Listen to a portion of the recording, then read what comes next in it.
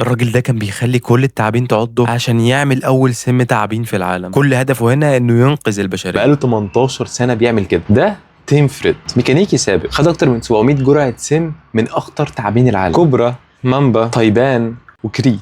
بس ليه؟ مش عشان الشهرة، عشان ينقذ الناس من السم نفسه. كل سنة عضة التعابين بتقتل حوالي 140 ألف شخص، والمضادات الحالية بتشتغل على نوع معين بس من التعابين، ولو السم ده اتغير بسبب الأكل أو المكان العلاج هنا بيفشل. فتيم هنا قرر يدرب نفسه، خلى جهازه المناعي يواجه أي سم من أي تعبان، اتلدغ عشرات المرات ودخل المستشفى كذا مرة. في الآخر دمه بقى فيه حاجة نادرة اسمها البرودلي نيوترلايزنج انتي بوديز، يعني اجسام مضاده تقدر تواجه اي نوع من السموم في نفس الوقت. والعلماء استخدموا ده عشان يصنعوا اول مضاد سم شبه عالمي، ودلوقتي ده بيحمي اكتر من 13 نوع من انواع السم المختلفه. فتخيل بقى جرعه واحده بس ممكن تنقذك من اي تعبان في اي مكان، وده يا اما بدايه علاج عالمي او يا اما اطول قصه لبطل خارق في التاريخ. بس خليني اقول لك حاجه، اسم الراجل التعابين مش جذاب قوي زي سبايدر مان. في الاخر ما تنساش تعمل لي فولو.